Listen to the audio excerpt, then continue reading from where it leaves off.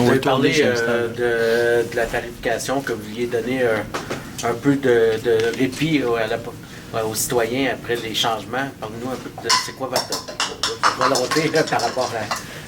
Bien, écoutez, en théorie, là, si on appliquait les normes qu'on utilise habituellement, on aurait dû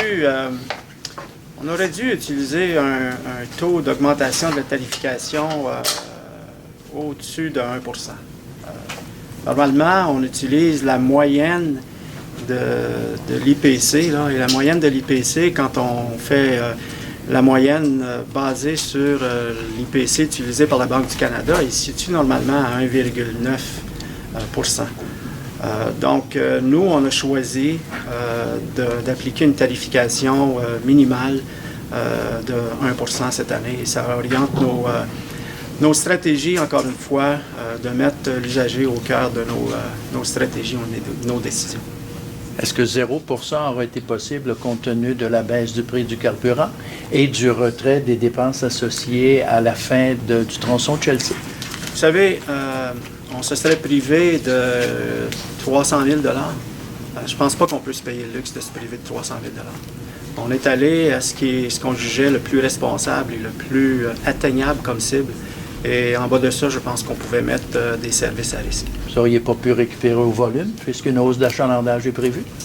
La hausse d'achalandage, il n'y a pas de garantie dans ça. C'est une planification. Donc, nous, on préfère être conservateur aux deux bouts de l'équation. Et c'est la chose sage à faire, c'est d'avoir appliqué une tarification au minimum. Rappelez-nous les taux, les degrés, la fourchette de subvention pour l'acquisition des bus. C'est quand même des montants importants. Ces achats-là, ces dépenses-là, jusqu'à quel point Québec vous subventionne, vous aide? Selon le programme, les subventions peuvent être de l'ordre de 50 ou de 85 Nous, on a des stratégies où on aligne nos demandes de subventions sur le programme SOFIL, qui est un programme qui nous permet d'avoir des subventions à la hauteur de 85 Donc, pour nous, c'est certain que c'est une aide considérable et ça nous permet d'avoir un plan de modernisation de notre flotte là, à la hauteur des chiffres que je vous ai présentés tantôt. Vous avez présenté le PTI, notamment, vous avez la ligne sur le Rapibus. Vous avez un montant qui était dans le PTI précédent et les augmentations de coûts. Ça veut-tu dire que là, le 39, quelques millions qu'il y avait dans les montants précédents, vous l'avez en poche déjà et en banque, en quelque part, pour être prêt quand le... Oui, non. C'est en fait, ce qu'on vous présente ce soir, c'est des chiffres qui ont déjà été présentés, qui ont été actualisés en grande partie, parce que quand on fait les budgets d'une année à l'autre, on profite de l'occasion pour actualiser ces chiffres-là. Mais l'inscription au PTI pour le prolongement du Rapibus jusqu'à Lorrain, c'est inscrit au PTI et au programme québécois d'immobilisation depuis 2014. C'est pas de nouveauté, ça. Là, on est encore en train de finaliser nos analyses à la demande du ministère du Transport du Québec pour fournir l'information supplémentaire. Là. Donc, ce dossier-là suit son cours normal.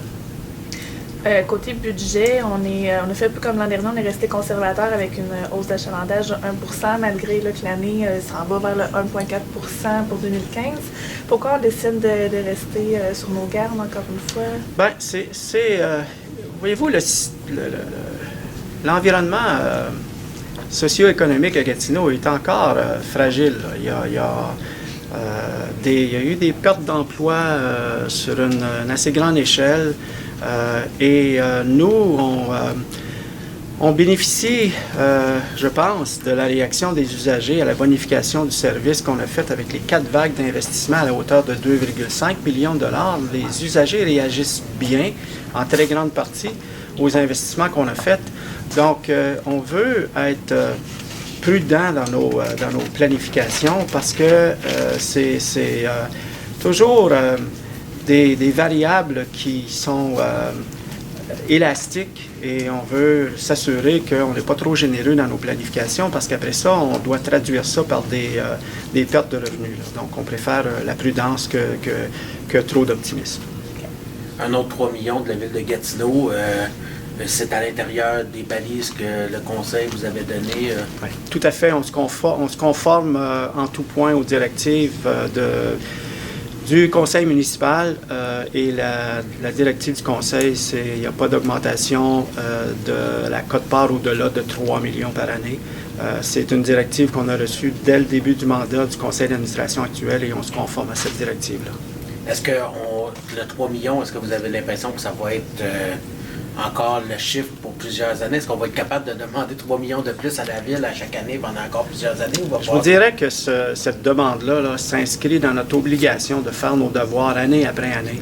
Et moi, je vous dirais que tant aussi longtemps que je suis capable de démontrer au nom du conseil d'administration et de la direction de la STO qu'on fait nos propres devoirs, qu'on fait nos propres efforts et que nos stratégies visent à ce qu'on optimise nos stratégies d'efficacité et d'efficience. Je me sens tout à fait à l'aise, moi, d'aller au conseil municipal si je suis outillé de cette façon-là à faire la demande d'augmentation de la quote-part. Je vous répète que le transport en commun, c'est une priorité du conseil municipal. C'est pas comme si on est obligé d'aller, excusez le terme, d'aller quémander. C'est une priorité d'assurer un transport en commun de qualité.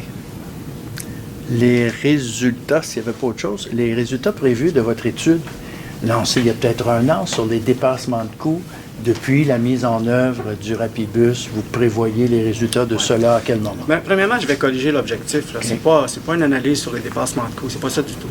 C'est une analyse de la gestion du projet Rapibus.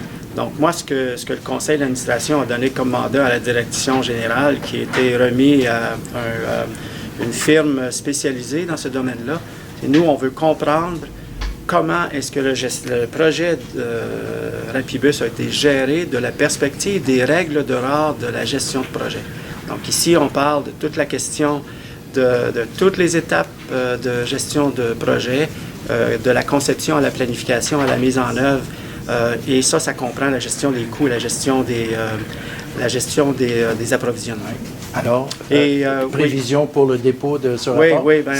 Oui, en fait, on arrive à la fin de la présentation du rapport au conseil d'administration.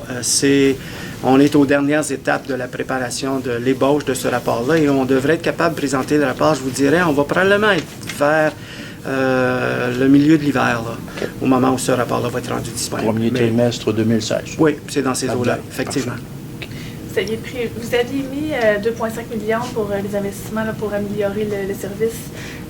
Dans le budget présentement, l'amélioration, on chiffre à combien à peu près? En fait, on a un budget d'amélioration du service et des subventions qui nous sont données année après année, là. Ils sont à la hauteur de 6,5 millions de subventions pour l'amélioration et la bonification de notre service qui nous est donné année après année. Là. Donc ça, c'est le budget c'est les subventions qui nous sont données par le ministère des Transports du Québec. Est-ce qu'on a des exemples de ce qu'on pourrait faire avec cet argent-là? Bien, écoutez, je vais laisser Mme Tifo vous donner le détail, mais quand on vous parle, voyez-vous, nous, une fois qu'on a ces subventions-là, c'est des montants qui sont épuisés quand même assez rapidement là, dans l'offre de service. Quand on sort nos autobus aux heures de pointe et pour l'ensemble de la desserte sur le territoire, cet argent-là est grugé assez rapidement. Vient après ça d'autres initiatives plus internes, comme la rationalisation de nos propres dépenses pour faire de l'injection supplémentaire. Et c'est là que le 2,5 millions dont je parlais tantôt, la promesse qu'on avait faite d'aller chercher des sous dans nos économies pour pouvoir la réinjecter dans notre budget d'opération, c'est de là que l'initiative du diagnostic organisationnel vient en complément des montants déjà injectés. Okay. Ça va? Merci beaucoup. Merci. Merci.